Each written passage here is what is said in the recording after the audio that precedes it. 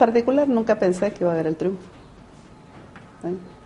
Y después del 19 yo decía, yo estoy viviendo de prestado.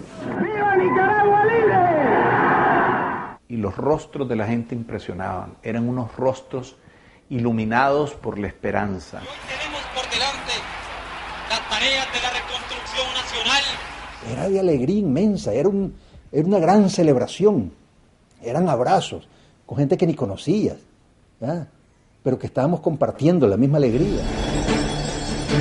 Alístate en la Guardia Nacional. Aquí Nicaragua libre.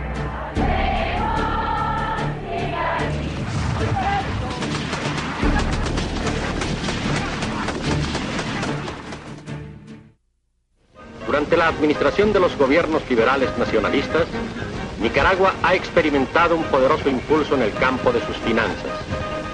Los sólidos y numerosos centros económicos que actúan en el país demuestran que el proceso de expansión nacional es uno de los más notables que existen en América Latina. Nicaragua tuvo durante poco más de 2 décadas, a partir del año 50, un notable crecimiento económico. El crecimiento promedio de la economía durante esos 20, 22, 23 años, hasta el terremoto, fue alrededor del 6,5%, es decir, una tasa de crecimiento que hoy se consideraría equivalente a la del milagro del este asiático. Hubo un gran crecimiento económico y un gran aumento en el nivel de bienestar de un sector de la población. El gran problema que tuvo eso fue que todos los réditos de la prosperidad estaban concentrados en la familia Somoza y en algunos grupos económicos, y que la clase media era muy pequeña.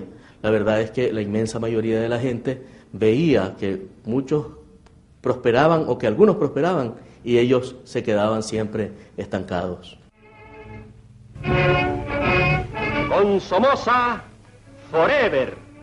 No estaba entre sus planes seguir el juego democrático de la alternancia en el poder. Sí podía haber alternancia, pero al interno de la familia, y es claro, es decir, la presidencia del viejo Somoza García, luego la presidencia de Luis Somoza y luego la presidencia de Anastasio de Tacho II. Y de hecho también ya incluso para 77, 78, 79 se está preparando la sucesión con el Chihuín, el hijo de Somoza II. Aquí la gente que mandaba era la que tenía un casco y un Garand en la ciudad y en el campo. Un general ganaba 1.200 córdobas, pero ese general era millonario y el coronel era millonario, y hasta el sargentito que andaba en el barrio, que tenía la pulpería y era el hombre que sacaba a los presos del vecindario y todo eso tenían poder alrededor de ese inmenso aparato de corrupción paralelo al gobierno que tenía el somocismo. Todos los muertos de enero, ya la sangre queda simplemente lavada sobre la avenida Roosevelt en Managua, y es un sacrificio en vano, y realmente de ahí en adelante ya no se vuelve a hacer ningún intento, sobre todo porque el sistema político era un sistema político bipartidista. El antecedente, yo diría, político remoto que explica el fin de la dictadura fue el pacto de Agüero con Somoza, que se materializó para todos los efectos allá por el año 71, porque agotó los espacios de lucha política contra Somoza. Hay varios factores. Es decir, primero, el factor más grande, creo yo, fue el mucho Somoza, mucho tiempo. La reelección de Thatcher gracias al pacto con Agüero, que se cambió la Constitución, que no había reelección, ¿verdad? El hecho que forme la EBI y que en vez de poner otro oficial ponga a su hijo, piensan que se va a repetir la historia de padre e hijo. Pero después hay un hecho con consecuencias socioeconómicas y políticas que en mi opinión es un gran factor explicativo de la crisis de la dictadura, y fue el terremoto. Muy bien, esta es Managua, Delta Alfa hablando.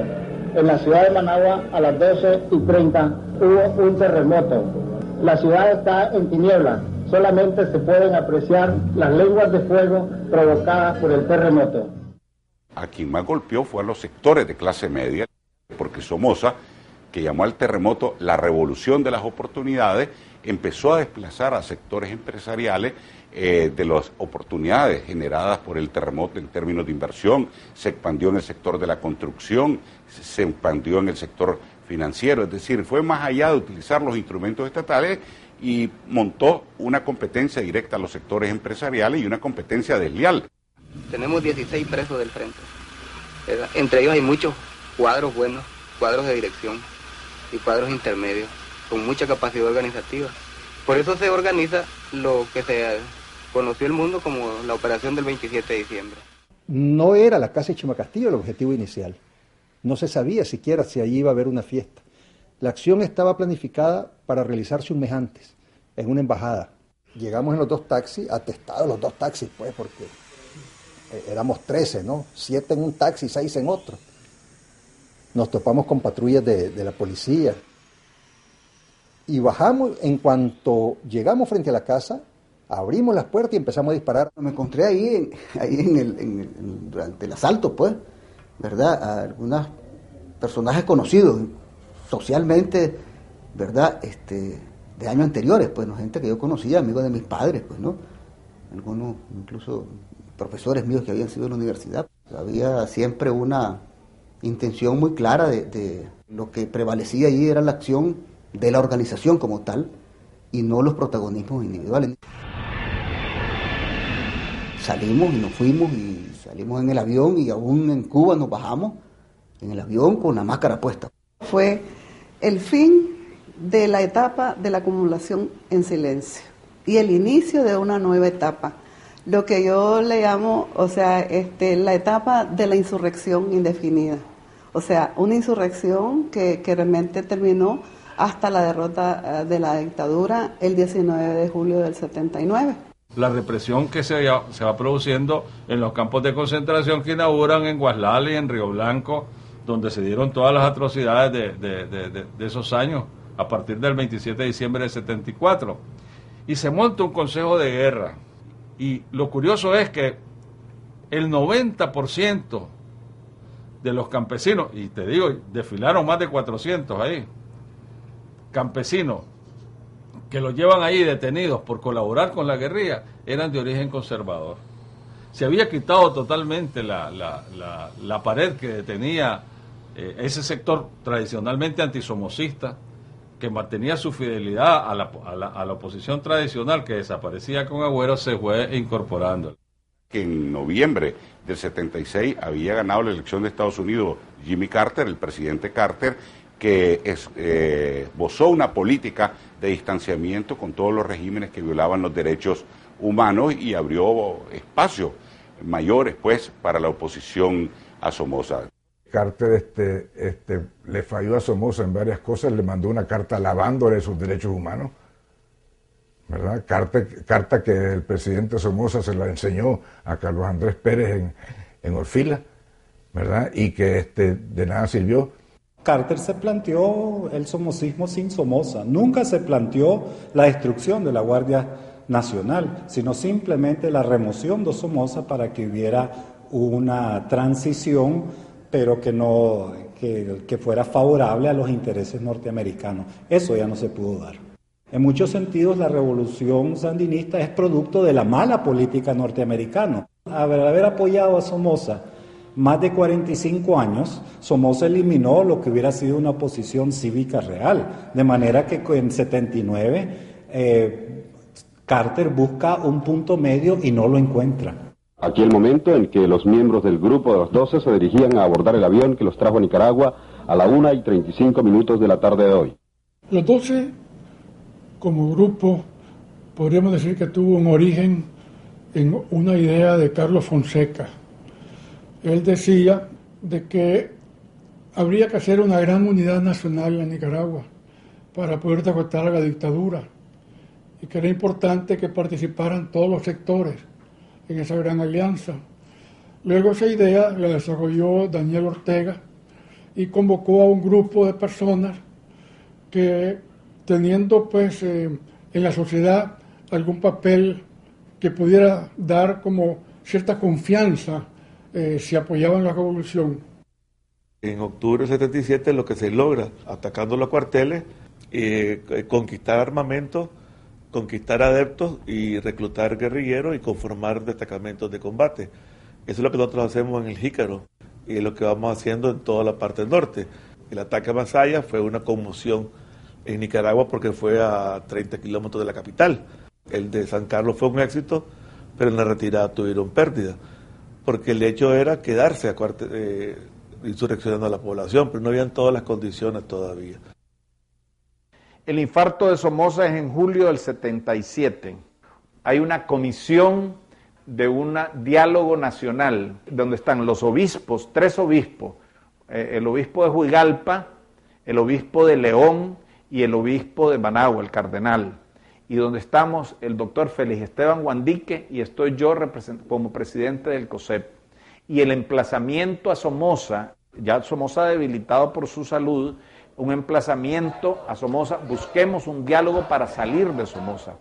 Y gente del sector privado, tan importante como don Alfredo Pelas y don Eduardo Montealegre Callejas, emplazan a Somoza para que se vaya, pero lo que se pretende ahí es una transición.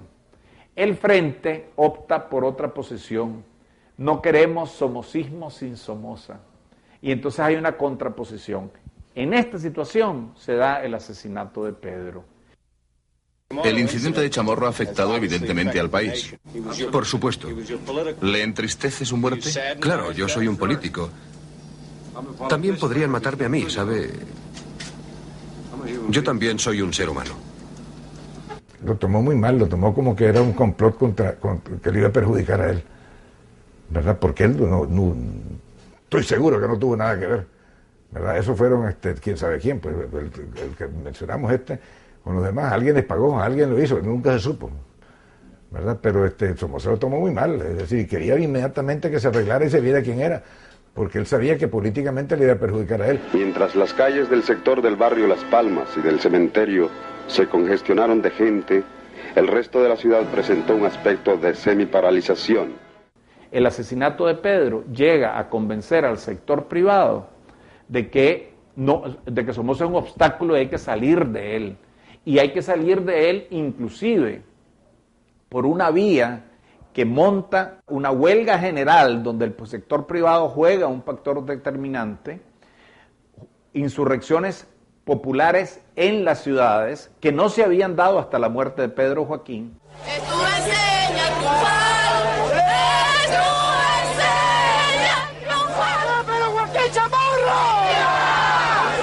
El asesinato de Pedro, ya digamos, es que hay un montón de gasolina que está saliendo sobre una enorme superficie y alguien llega a pegarle un fósforo. Y eso es tan gráfico de pegar el fósforo que se le pegó el fósforo a gran parte de la carretera norte. Nosotros sabíamos que iba a haber un intento de toma del palacio de parte de un comando. Nos lo había informado la CIA. Por esa razón, nosotros teníamos en el Palacio Nacional 50 hombres de la EBI y de las Boinas Verdes especialmente puestos donde no hubiera entrado un alma, con bazooka, con ametralladora, con bombas lacrimógenas, con todo. Y llegaban siempre que había sesión del Congreso. ¿Qué pasó? No llegaron ese día. El que hace una operación de ese tipo tiene que estar dispuesto a todo, si no es un disparate.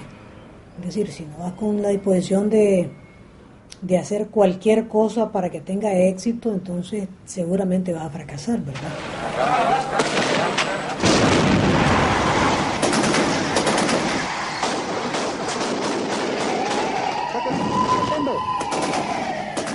Y yo comencé la sesión y cuando entró el comando de Edén Pastora, el comandante Cero, que disparó, yo estaba hablando con el embajador americano, estaba de pie y me pegó un refilén en la cabeza y sangré que dio gusto porque dicen que el cuero cabelludo sangra mucho.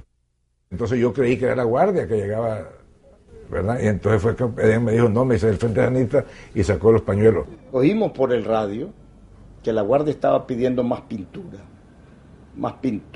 lo que quería decir más tiros, más balas.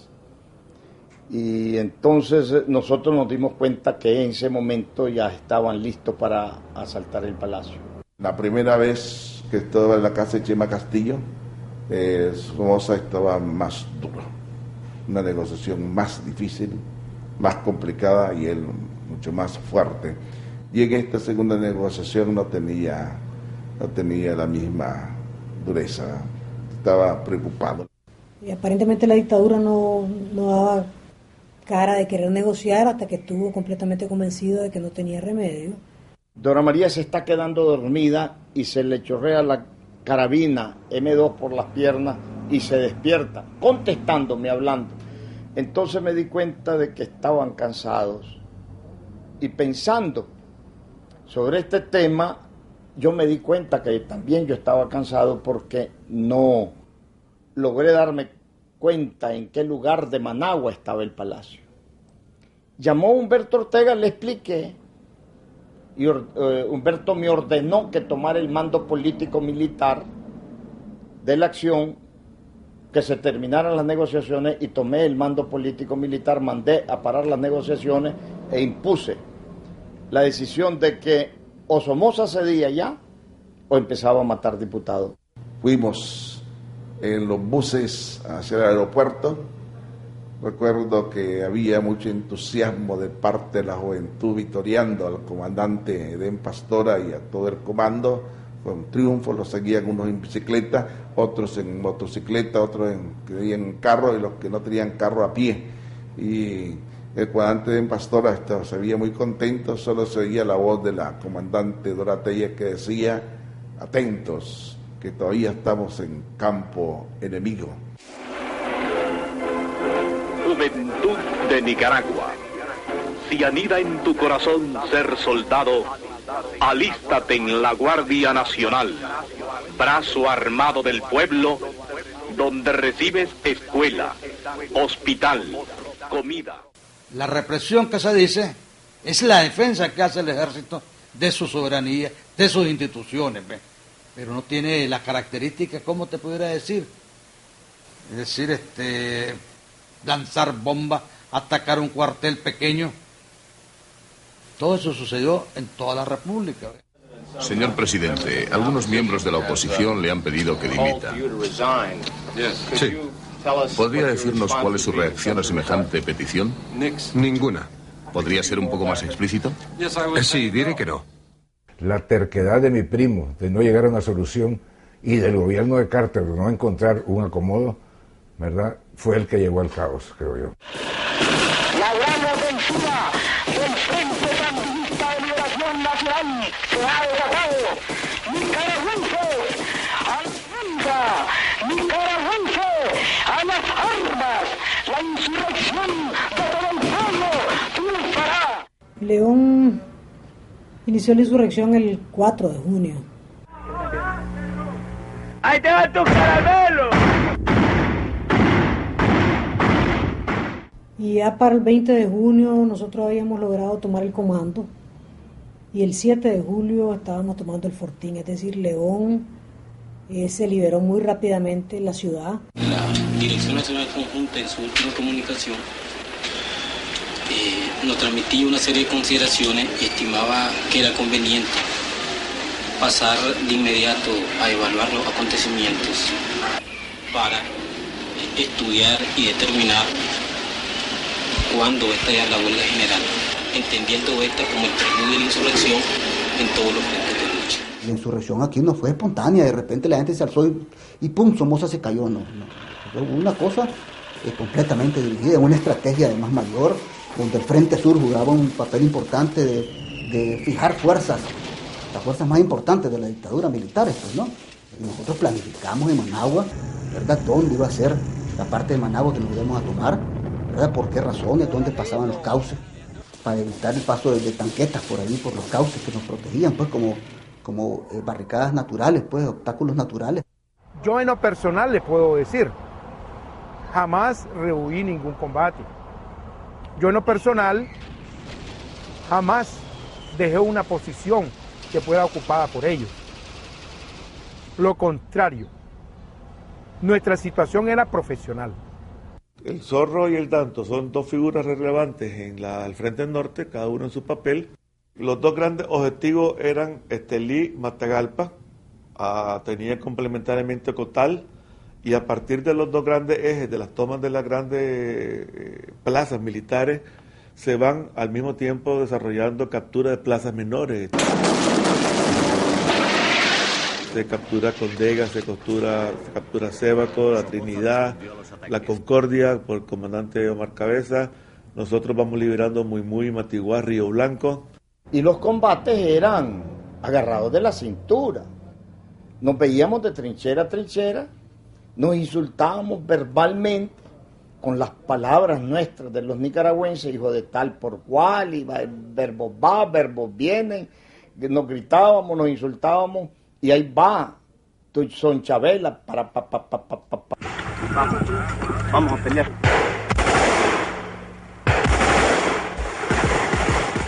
Combatimos fuertemente, como te digo, en León, aquí en Managua, inclusive en los barrios Santa Rosa, fue muy fuerte. A los terroristas que ocupan Bello Horizonte y colonias vecinas, si quieren conservar sus vidas, depongan sus armas, déjenlas abandonadas y entréguense. La Guardia Nacional les garantiza sus vidas. Y habían abusos, claro que habían abusos, ¿por qué lo voy a negar? Teníamos que romper esa puerta y sacarlos a como diera lugar, o ellos nos rompían la madre a nosotros. Por ejemplo, en Ciudad Jardín fue brutal, imagínate vos de que al capitán Samson le quitaron una tanqueta.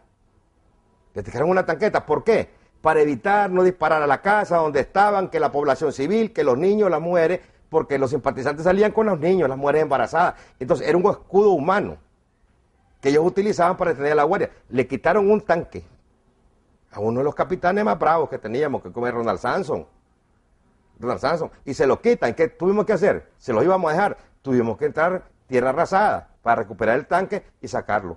Porque ellos tenían una clave cuando llegaba la policía y otra cuando llegaba la EBI. Porque de largo no conocía porque andábamos con casco israelita.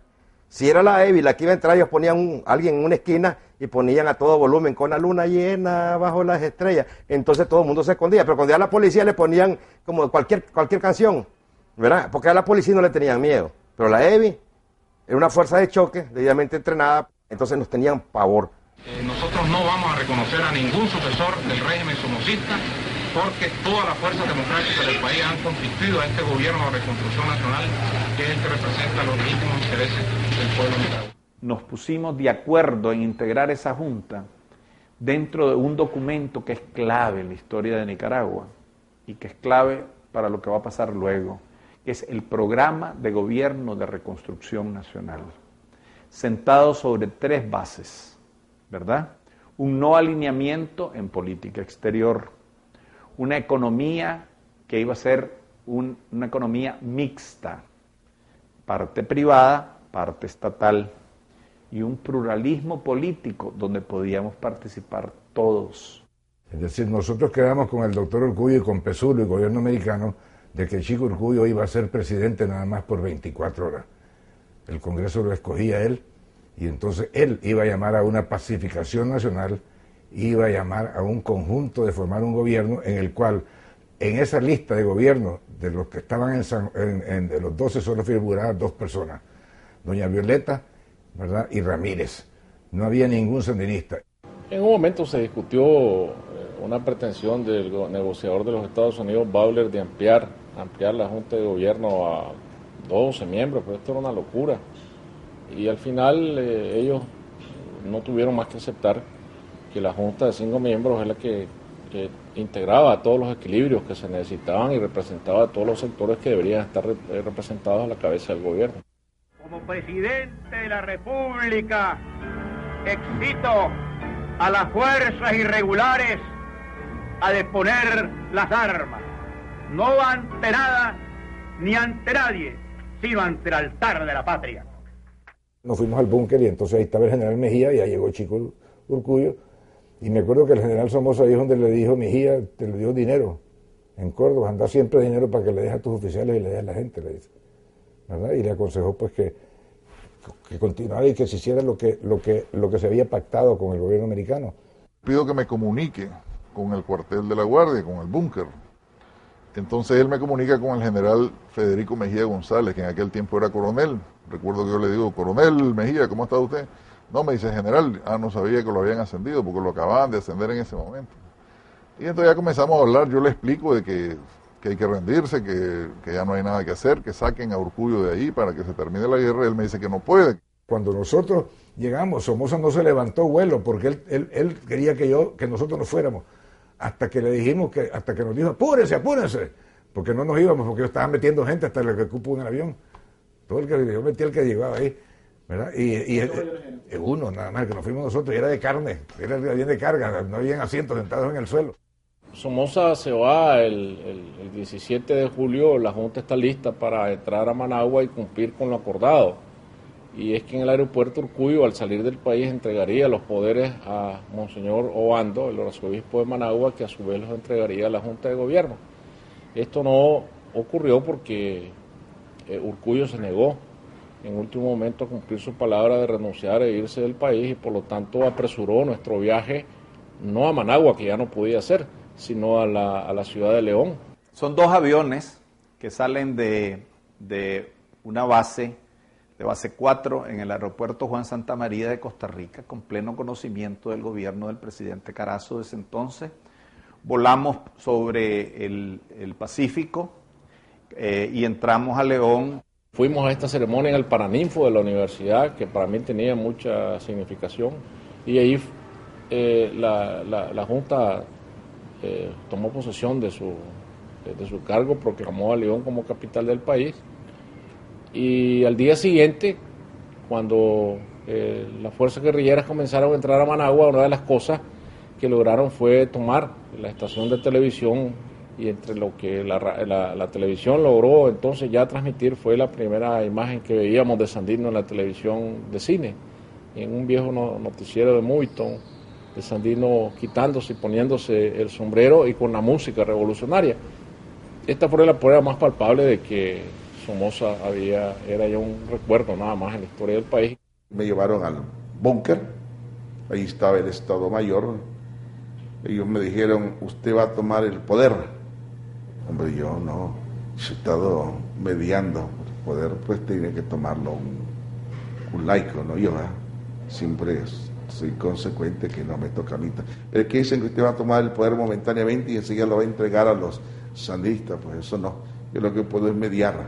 Entonces ellos me dijeron, trate de mediar, y me llamé a Telcor que me comunicaran con el general Humberto Ortega, que estaba en Costa Rica, pero ya me respondió no la Guardia, sino me respondió un miembro sandinista, y habían tomado el palacio. Entonces le dije yo a uno de los generales que estaba ahí, ya no está el Telcor en manos de usted.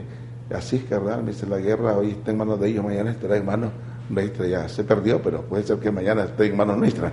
Fulgencio Larga Espada retoma las conversaciones, y a él se le dicta el comunicado de rendición de la Guardia, que él lee finalmente como a las 2 de la mañana del 19 de julio, y ahí culmina, pues ese es el acta formal de rendición de la Guardia.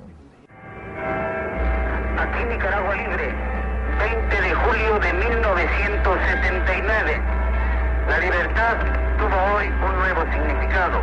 Dio la mano a la democracia ante el júbilo desbordante de un pueblo que sepultó a una dinastía de 42 años, 6 meses, 16 días. El búnker estaba básicamente vacío. Lo que encontramos ahí fueron cantidades de cajas de armas nuevas sin abrir, una gran parte de ellas de procedencia israelí, y encontramos uniformes botados en todas partes. La Guardia se cambió los uniformes rápidamente, incluso fue dejando uniformes botados en las calles, y estaba todas las instalaciones intactas. Es decir, el efecto de sorpresa, creo yo, fue demasiado grande.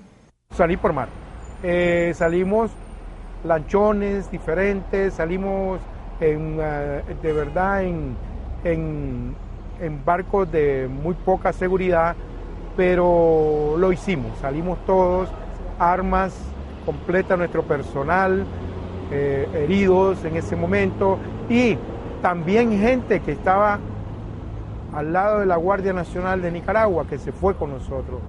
Me acuerdo que detrás del escritorio de Somoza había un gran radio, pues, ¿no? Todavía habían varios cuartelitos aislados reportándose, ¿no? Preguntando, ¿qué está pasando? ¿Cómo estamos, no? ¿Ya? Uno de ellos, el de San Carlos. ¿Ya? Todavía despistado, pues, o sea, entonces lo que hicimos agarrar el micrófono y decirles, que olvídate, pues, aquí te rendís, correte o algo, porque aquí estamos ya en el mero búnker, pues, ¿no? ¿Y qué vamos a hacer? No me voy a quedar ni... Yo no soy Bonaparte para quedarme aquí peleando en Waterloo. Absolutamente, pues nada más que con lo que andaba puesto. ¿Y a qué hora? Salimos hoy mismo. Fuimos al aeropuerto. De ahí nos montamos en un avión, un transporte norteamericano militar, y aparecimos en la base aérea de Homestead, en Miami. Venía cansado, agotado. Me cuesta a veces realizar ese momento. Sí oía el grito de cero, de cero, de cero. Definitivamente era la figura más importante en ese momento. Y eso no es que estoy descubriendo el agua tibia, ni es que me estoy echando flores. Es verdad. Recuerdo que esa vez dije, estaré ojo avisor para que la revolución no se mediatice ni se traicione. Yo en realidad creo que el que no tiene sueños ambiciosos no tiene logros moderados. Es decir, el que tiene sueños mediocres tiene logros ínfimos. Verá que ni siquiera vale la pena de contar. Yo creo que una revolución tiene los sueños que los oleadas sociales da. Es decir, la revolución tenía los sueños que teníamos todos los nicaragüenses. Cada quien tenía un sueño diferente, si vos querés. Pero la revolución encarnaba todos esos sueños, y esos siempre son sueños enormes.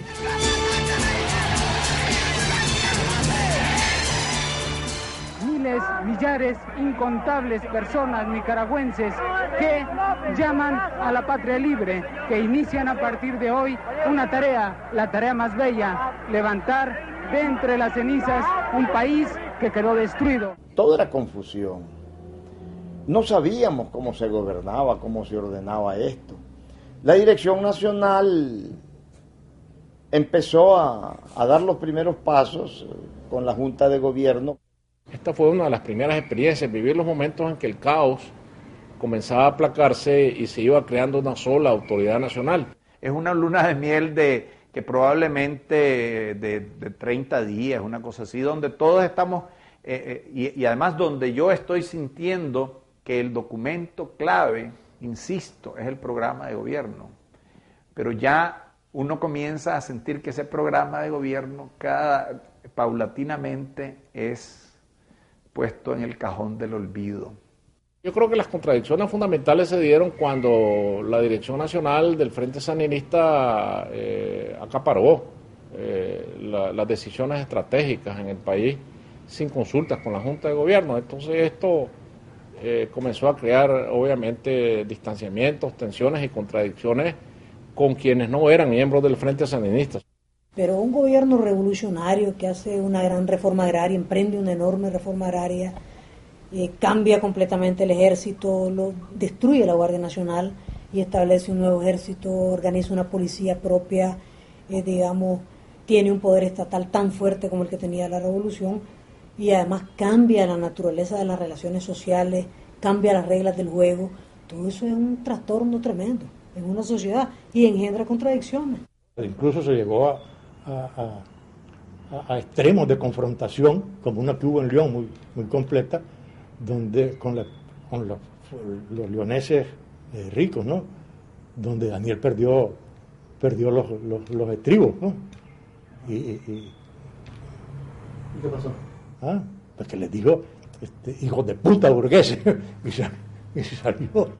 Nosotros como Frente Sandinista teníamos en las cartas, los documentos de Carlos Fonseca, el ideal de la transformación de un país siempre fundamentalmente pensando en la mayoría, los pobres, la transformación política fuera del somocismo para poder, a través de estructuras que podríamos de alguna forma llamar socialistas,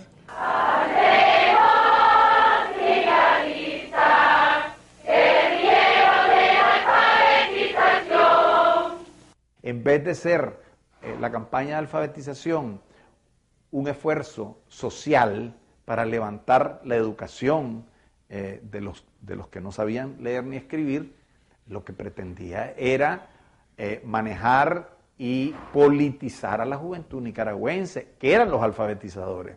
Era una entrega total, una entrega sin pensar en qué nos podía pasar, sino que era la entrega de corazón, porque la teníamos y es algo que que a la vez uno lo siente de repente los recuerdos que se le vienen de tanta osadía que teníamos en ese momento.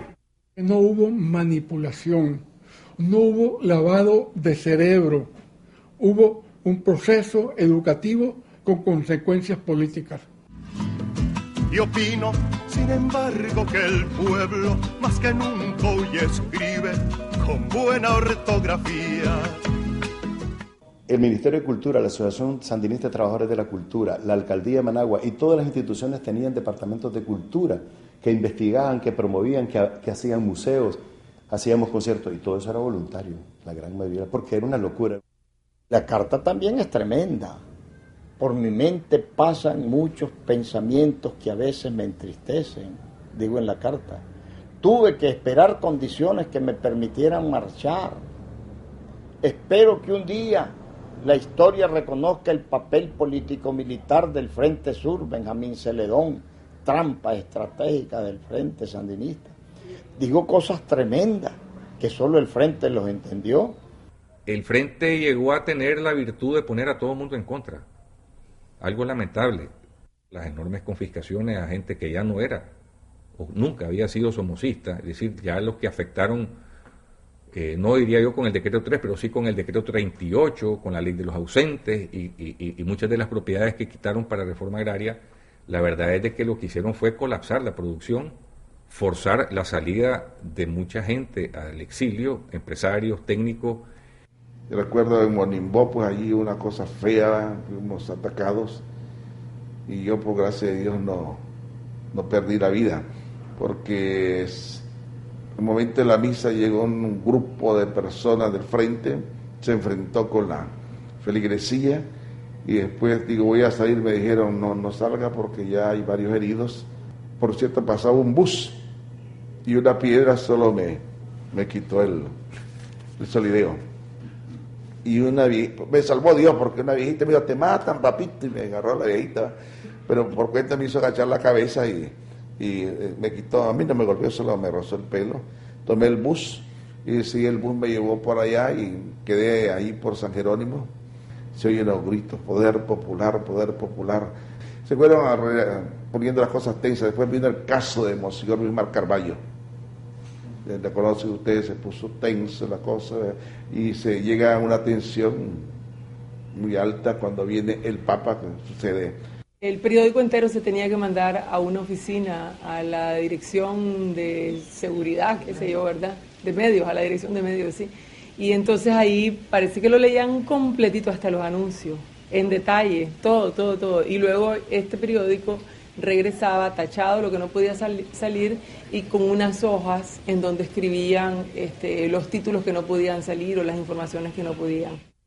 Toda revolución conlleva la posibilidad de una contrarrevolución, especialmente si la revolución es violenta, es represiva,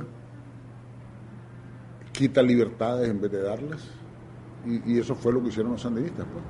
Desperdiciaron la gran oportunidad de tener un pueblo apoyándolos. Tomás Borges dijo, recién triunfó el Frente Sandinista, de que aquí tenía que haber contrarrevolución, ¿verdad? Y el mensaje lo entendieron los mismos guerrilleros sandinistas. Pedro Joaquín González fue el primer guerrillero sandinista que se volcó en contra del régimen sandinista. Había sido un guerrillero con una trayectoria de 20 años durante el sandinismo, compañero de Germán Pomares, y él fue el primer guerrillero antisandinista que se concentró en la zona de la Segovia, en Quilalí. Yo soy el responsable de que la CIA se haya metido en Honduras. Digamos, no porque quise, sino que porque los gringos lo hicieron. Porque yo me fui de aquí con el 380, con el general Mejía, que lo teníamos estaba en Brasil, y con el que había sido segundo comandante de la EBI y varios oficiales. Yo me fui para donde Stroessner, y ahí es donde Stroessner nos dio consejo y nos mandó para Argentina. Ahí es donde Argentina comienza y quedamos en un arreglo, ¿verdad? Que el 380 va a ser el comandante. Una ayuda que Yo recuerdo, y por dar un ejemplo, una ayuda de, supongamos un ejemplo, de $100 millones, lo que llegaba a la guerra eran tal vez 15, 20 millones de dólares. El resto se iba en asesores, en compañías fantasmas, etcétera, de las mismas organizaciones que daban la ayuda. Para los Estados Unidos, Centroamérica era un lugar donde tenían que afianzar en su traspatio su control. Los comandantes, por su parte, creyeron que tenían una misión, que no se trataba simplemente de llevar a cabo una reorganización radical social de Nicaragua y de su economía, sino, y en esto quizás se exageró, trascender esa misión hacia El Salvador. La revolución estuvo sometida a una guerra de agresión que la administración de Ronald Reagan organizó, diseñó, estimuló, financió y armó, ¿verdad? Y esa guerra tuvo un costo enorme y esa fue la estrategia norteamericana, empobrecer al país y empobrecer a los nicaragüenses.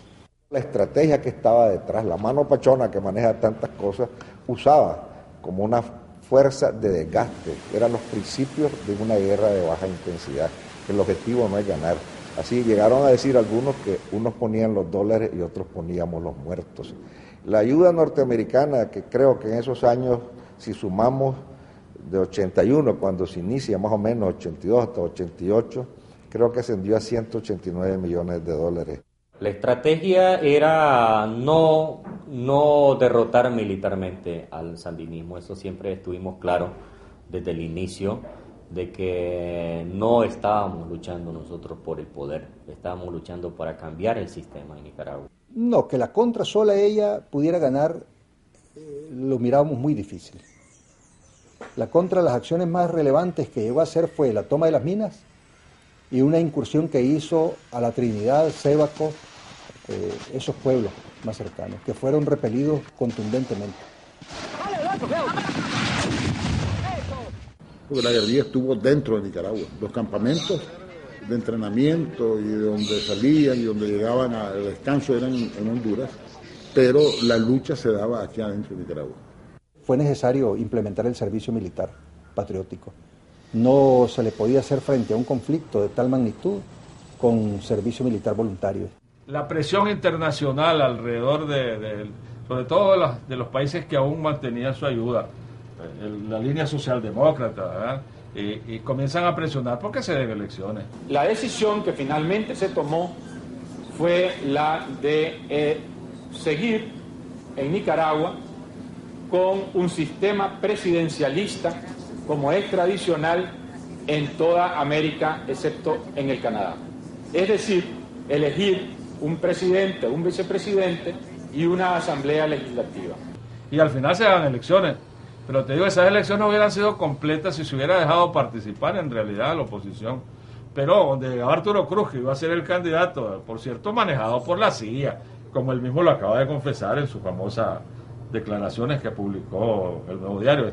You voting tomorrow? Are you voting tomorrow? No, I am not going to vote tomorrow. Why are you not voting? I am not voting because I consider that the elections tomorrow are not legitimate, and I consider therefore my duty as a citizen not to vote. Nos interesa que vote el pueblo, independientemente del partido por el que le den su voto. Eso es lo que más interesa. De manera que la elección del 84 es una especie de línea divisoria entre lo que pudo ser y lo que al final fue, porque el Frente Sandinista se empecinó en darle una coloratura que no respondía a la receta mágica que se había propuesto en toda la entrada, que era el pluralismo triple: pluralismo económico, pluralismo político y pluralismo internacional. Y ahí hubo una actitud cerrada de que aquí se hace lo que yo digo porque yo gané la guerra y lo que se hace con balas no se deshace con votos. Hubo 7 partidos políticos que fueron a las elecciones. Lo que pasa es que, como los aliados principales de los Estados Unidos no fueron a las elecciones, tiende a decirse de que fuimos solos a las elecciones, pero había 8 partidos participando ahí. Los conservadores tuvieron una proporción muy importante de escaños en la Asamblea Nacional y los demócratas cristianos también, e influyeron, yo diría, de manera notable en la Constitución de 1987. En la constitución que ellos hicieron en el 87, que se promulgó ya en el 87, se abrió formalmente dentro de la constitución el pluralismo político en Nicaragua. El desarrollo de ese pluralismo político fue obstaculizado como partidos opositores, obstaculizados pues por ciertas actitudes que se dieron pues de represión. Y organizamos el servicio militar patriótico, que es lo que nos dio fuerzas para pelear, y las equipamos y recibimos apoyo importante con helicópteros y movilizamos pues la fuerza, y paramos enfrente a la contra, militarmente, la sembramos completamente, y cada vez que se metíamos la sacábamos a Honduras. Dirección a la derecha, un solo, a la capa que le caiga.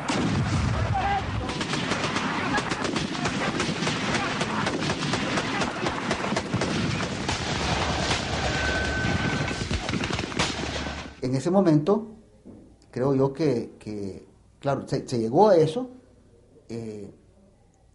con dos condiciones. Uno, el inicio de un agotamiento por parte de ellos y de nosotros. Y segundo, unas condiciones internacionales de los acuerdos. Bueno, la realidad es que las operaciones militares, ellos nunca nos ocasionaron mucho daño, ¿verdad? Las bajas fueron de ellos, siempre que ellos ejercieron una operación militar, y eso se pudo demostrar en la operación Danto 88, ¿verdad? Los muertos los pusieron ellos. Sí es cierto que nosotros nos mirábamos obligados a replegarnos a zonas seguras, ¿verdad? En muchísimos casos hasta territorio hondureño, pero era tratando de protegernos físicamente la vida de nuestros soldados. No significaba para nada una derrota militar. Hubo etapas en los años 87, 88.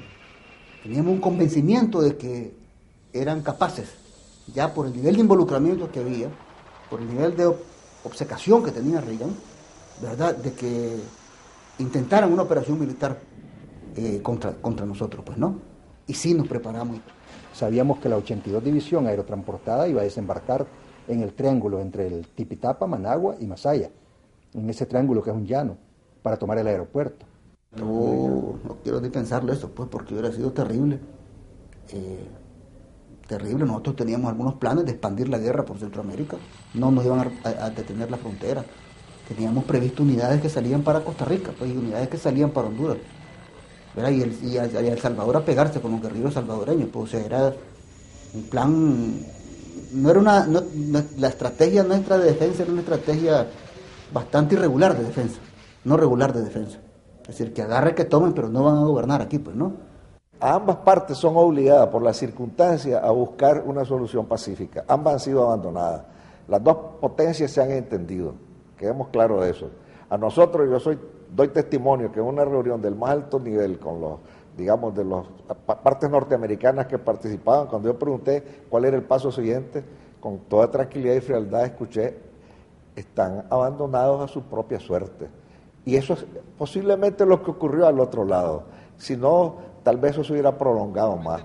Yo creo que nosotros, cuando nos encontramos en una circunstancia que la única forma de resolver los problemas era entre nosotros mismos, tuvimos la decisión todos de comenzar el proceso de paz. Y ahí, cuando yo tuve la oportunidad de estar frente a frente del general Humberto Ortega, del general Joaquín Cuadra, de muchos otros que participaban del lado sandinista, me di cuenta en la lectura en los ojos y la realidad que si nosotros no hubiéramos sentado a hablar antes, hubiéramos evitado enormes y terribles consecuencias para nuestro pueblo. Las tropas nunca estuvimos de acuerdo con la firma de Zapoá, porque Zapoá fue una negociación que la hicieron los políticos nuestros, no participó ahí el alto mando militar.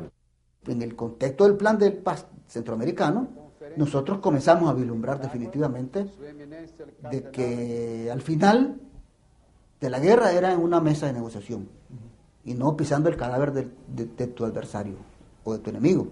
Recuerdo que el comandante Daniel Ortega vino aquí, sentó allí, estuvimos 3 horas.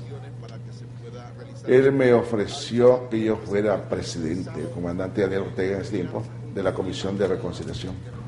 Yo gocé cuando sentaron, difícil al principio la mediación porque el frente no quería estar bajo el mismo techo donde estaba gente de la contra, ni la contra quería estar, entonces era difícil, pero cuando se logra que ellos se sienten frente a frente, entonces el diálogo corrió y gracias a Dios pues se llegó a alcanzar la paz que tanto estábamos anhelando. Quiero expresarle a todos los nicaragüenses y a los pueblos del mundo que el presidente de Nicaragua, el gobierno de Nicaragua, va a respetar y a acatar el mandato popular emanado por la votación en estas elecciones. Se desplomaron a principios de los 80 los precios del café y el algodón principalmente. Nicaragua dejó de exportar carne al mercado americano y azúcar porque vino el bloqueo. Eso fue un golpe muy fuerte para la economía. Venían quitándoles a los productores la tierra, a los industriales las fábricas, nacionalizaron el comercio exterior y eso significó la desarticulación total de la economía de mercado y al mismo tiempo pues puso la riqueza del país en las manos de una administración burocrática. Y esto lo que significó pues fue que tuviera que construirse una economía de guerra sin una retaguardia productiva de ninguna manera. La economía entra a ser una economía de guerra y quien organiza la economía de guerra es el Estado. Un elemento de esa economía es el racionamiento. Y primero hubo una canasta, que ahí anda históricamente hablando que todo el mundo quiere 52 productos en su canasta. Después fuimos reduciendo esa canasta para poderla ejecutar, hasta que quedamos en el AFA. El AFA fue arroz, frijoles, azúcar. Es decir, quedaron 3 elementos, pero se le trataba de garantizar a todo el mundo. Ese es un mecanismo de racionamiento. Pero un mecanismo que, estando en situaciones de guerra, también tiene un contenido y una intención de justicia social. Las filas que vos mirabas, la escasez, los racionamientos, son los mismos que vos miraste en Alemania, miraste en Francia, miraste en Inglaterra, miraste en Japón, miraste en los Estados Unidos. En Estados Unidos hubo racionamiento de gasolina cuando estaba la guerra. En Alemania la gente se alimentaba de las cáscaras, de las papas. Las exportaciones terminaron al final de los 10 años en un nivel de alrededor del 40% de lo que eran antes. Y el ingreso per cápita de los nicaragüenses en 1990 era el 40% de lo que era antes, con lo cual la pobreza aumentó de manera galopante. La reforma agraria era uno de los grandes postulados de la revolución. ¿Cuáles fueron los grandes problemas? Al campesinado no se le dio la tierra, no se le dio un título de reforma agraria, sino que se le asignó. Y cuando se asigna, el campesino interpretó, bueno, me la asignaron, me la pueden quitar. Se hizo un modelo que chocaba con la realidad del campesinado. Nosotros sabemos que los campesinos somos individualistas. Y cuando vos metiste en una cooperativa sectores, diferentes estratos, sin hacer una selección verdadera, eso realmente creó problemas serios. Yo no digo que no se hayan cometido errores aquí adentro, probablemente un exceso de carga ideológica sobre la economía y sobre la sociedad de verdad, pero el factor externo fue el que creó esta guerra y a su vez el radicalismo ideológico nuestro aquí terminó de complementar el asunto. Y en condiciones de pobreza, en condiciones de guerra, la opción que una mayoría del pueblo creyó era la más conveniente, era una opción como doña Violeta, que esto no significara un confrontamiento con los Estados Unidos. La administración Bush había dicho que si ganaba los sandinistas iba a seguir la guerra, que si ganaba doña Violeta no iba a seguir la guerra, es decir, el gobierno norteamericano planteó un chantaje de vida o muerte al pueblo nicaragüense. Una cantidad de familias, de madres que perdían a sus hijos, que iban a la guerra, como dicen, como venían los de allá, iban los de aquí, y el resultado eran muertos. Nadie le gusta, ¿entendés? Tener una guerra y que sus hijos estén muriendo. Una juventud que se estaba sacrificando. Comenzó a cundir la desesperanza. ¿Hacia dónde conducía esto? ¿Cuántos más vamos a morirnos en esto? ¿Cuántos más vamos a tener que seguir sobre todo los sectores medios, los sectores más altos, en las crisis económicas? El golpe de febrero de 90 fue un masazo que el Frente Sandinista, nosotros lo esperábamos nunca, pues. Pero era ya una manifestación clara y precisa de lo que se había venido gestando. El pueblo ya no quería más muertos, ni quería más caos económico. La lección que debemos haber aprendido es de que una nación pobre como Nicaragua tiene para su desarrollo que ser amiga de todo el mundo, porque definitivamente no tenemos el tamaño, ni la riqueza económica, ni los recursos naturales para enfrentarnos con nadie, menos aún con potencias como Estados Unidos. Se requirió una revolución de izquierda para que aquí saliera un ejército nacional. Segundo, en el plano democrático formal, las primeras elecciones libres en la historia de Nicaragua y traspaso pacífico del poder se da consecuencia de la política sandinista. Y tercero, en el orden cultural e ideológico, que aquí tenés una población que no se va a dejar mangonear nunca más. Y además una cosa muy importante, el pueblo nicaragüense aprendió el concepto de que tenía derechos políticos, derechos económicos, derechos sociales, y que esos derechos los puede pelear, se organizó para esos derechos, para pelear esos derechos, y yo creo que esa es la conquista fundamental de la revolución.